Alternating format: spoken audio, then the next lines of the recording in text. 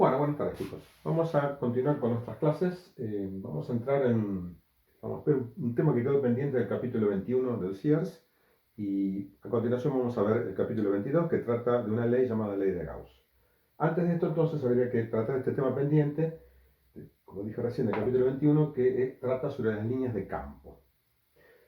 Hacia 1830 Michael Faraday, estableció la teoría de campo y junto con ella estableció la teoría de líneas de fuerza, como se llamaban antiguamente, hoy se llaman líneas de campo. Las líneas de campo son parecidas a lo que hemos visto el año pasado con líneas de flujo. ¿Ustedes se acuerdan?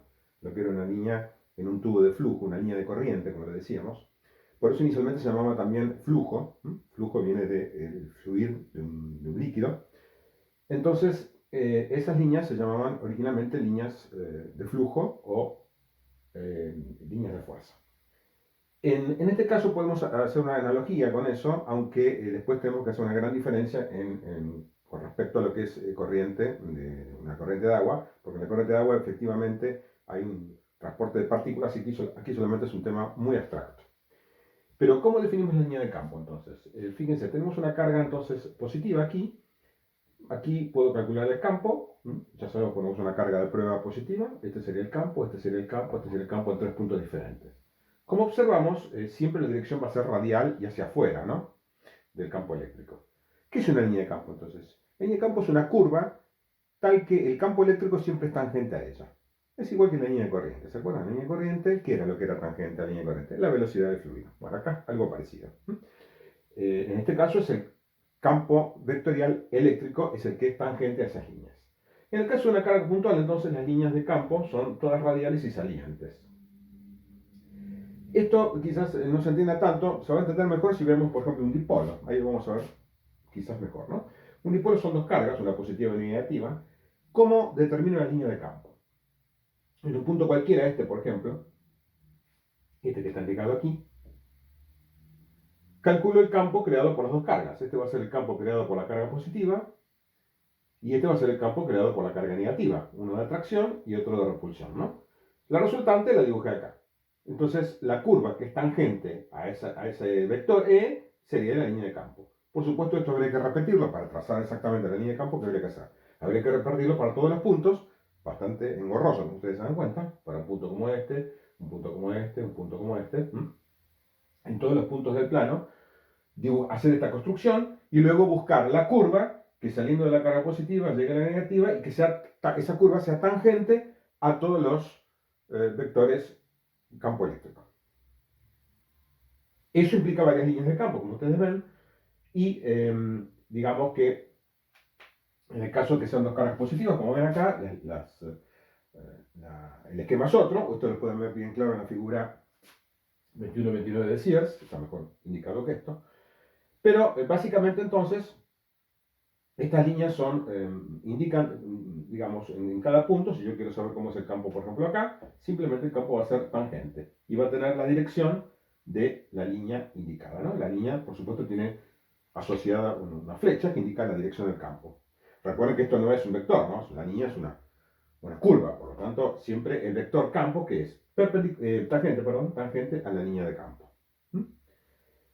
Hay unas reglas para dibujarlas y las repasamos. Las líneas comienzan en cargas positivas y terminan en cargas negativas. Eso es evidente porque de la carga positiva las líneas salen, como ustedes ven, el campo sale. Si la carga fuera negativa, ¿qué pasaría? Las fuerzas de atracción y entonces entran. Entonces siempre comienzan en cargas positivas y terminan en cargas negativas, como ven acá ustedes. ¿Sí? Esto a veces se indica, y vamos a usarlo muy a menudo, que las cargas positivas se llaman fuentes de líneas y las cargas negativas se llaman sumideros. Sumidero o lugar donde terminan las líneas. ¿Sí? En este caso entonces, acá hay una fuente y un sumidero. ¿Ven? Las líneas salen de la carga positiva y terminan en la negativa. Acá tengo dos positivas. Las líneas salen de las cargas positivas y ¿dónde terminan? Bueno, se van al infinito, teóricamente, donde están las cargas negativas que corresponden a estas dos positivas. Recuerden que la carga es una constante, por lo tanto, si yo tengo dos cargas positivas acá, en algún otro lado del universo tendré dos cargas negativas. Estas líneas entonces van a morir a esas dos cargas negativas que no están dibujadas aquí. Las líneas se dibujan simétricamente. Esto, por supuesto, está mal, no, está en un esquema bastante básico. Ustedes ven en el libro cómo se dibujan bien, se dibujan simétricamente respecto a las cargas. Punto C, el número de líneas es proporcional a la carga. Cuanto más líneas tengo, más carga tengo. La densidad de líneas es proporcional a E, eso lo vamos a ver después justamente con la ley de Gauss, pero básicamente si yo trazo una superficie cualquiera y me fijo en esta superficie la densidad de líneas, cuanto más líneas tengo, más el módulo de campo eléctrico es más grande. Eso es la forma de dibujarlas. El punto es, a grandes distancias, un sistema es una carga puntual. Obviamente, si yo miro esto, por ejemplo, ¿qué va a pasar? Lo miro muy lejos, voy a ver las líneas que salen, básicamente, como si esto fueran, las líneas van a ser así, van a ser como radiales de un punto hipotético que va a estar equidistante ahí, y voy a ver esto como una carga puntual. Esto, si me voy muy lejos, lo voy a ver como algo neutro, un dipolo, no voy a ver nada. Algo totalmente neutro, no voy a ver campo. El punto final es que dos líneas no pueden cortarse. Eso es obvio, ya lo vimos el año pasado también en línea de corriente.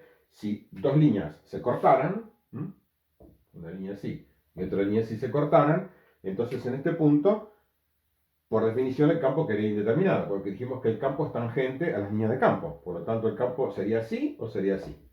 Imposible determinarlo, por lo tanto, las líneas no se pueden cortar. ¿Ok? Noten que digamos, en electrostática las líneas son constantes, quedan así indicadas. En electrodinámica las líneas pueden ir cambiando, o sea, en un instante dado pueden tener esta dirección, en otro instante otra dirección porque el campo estaría cambiando. Pero nunca, simultáneamente, pueden tener, digamos, pueden cortarse. Tener un esquema en un instante y pueden tener otro esquema en otro instante, pero no simultáneamente. ¿Ok? Este tema, entonces, línea de campo, nos va a introducir en la próxima clase a una ley muy, muy importante que es llamada ley de Gauss. ¿Ok?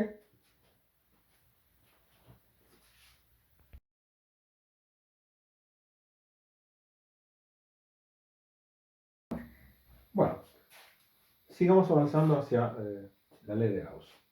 Antes que esto vamos a repasar un poco lo que es el flujo de un campo vectorial y para eso recordamos lo que vimos en física 1 en cuanto a flujo volumétrico, por ejemplo, de una corriente de agua que atraviesa un área determinada. Ese flujo volumétrico, que es volumen por unidad de tiempo, o sea, un metro cúbico por segundo, por ejemplo, la unidad, ustedes recuerdan por la ecuación de continuidad que es simplemente la velocidad por el área. Esto es una forma simple de expresarlo en realidad.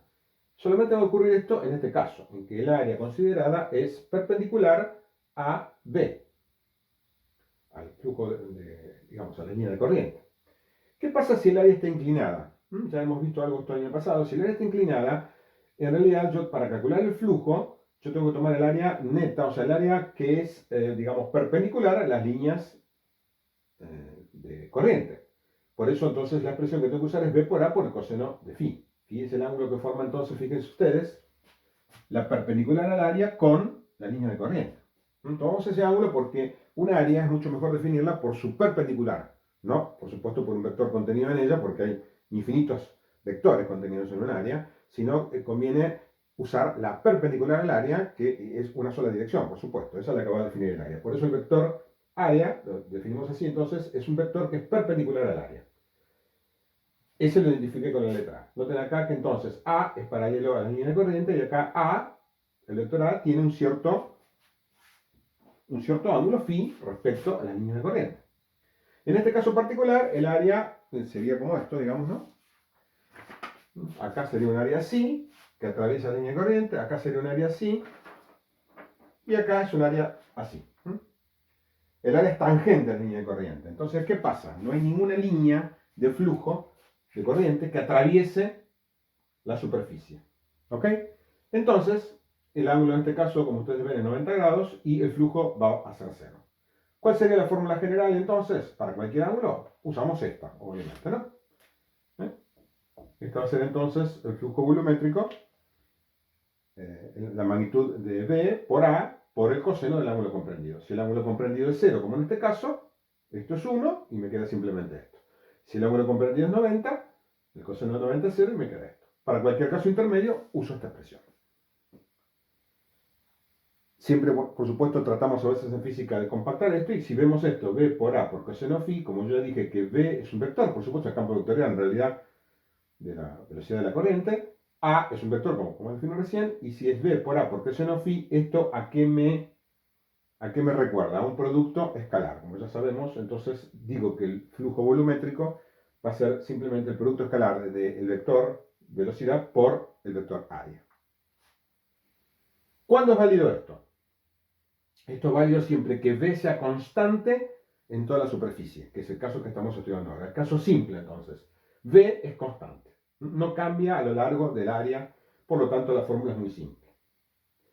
Si hago una analogía ahora que es justamente difícil de hacer, porque lógicamente el campo eléctrico no son líneas de corriente, no hay masa que circule, no hay una velocidad, nada por el estilo. Entonces, pero hago una analogía, digo que el flujo del campo eléctrico, igual que el flujo volumétrico de la línea de corriente, el flujo del campo eléctrico, que se identifica con la letra phi sub e del campo eléctrico, va a ser exactamente análogo a esta expresión. Va a ser el campo vectorial, en vez de ser la velocidad, va a ser el campo vectorial eléctrico, el área por el coseno del ángulo. Y voy a poder expresarlo de la misma manera que lo expresé acá, de esta manera. Esto entonces es la expresión del flujo eléctrico por analogía con el flujo volumétrico. Esto es si, recuerden, E es constante en todo el área, la misma consideración que hicimos acá. Para todo el área, E tiene que ser constante. Es una forma simplificada de calcular el flujo entonces del campo eléctrico. ¿Ok? Noten que, bueno, va a ser Coulomb, digamos, Newton sobre Coulomb, esto va a ser Newton sobre Coulomb por metro cuadrado. El flujo, es la unidad que tiene. En el próximo video vamos a ver qué pasa si no es constante, cómo hago para calcular el flujo en ese caso. ¿Ok?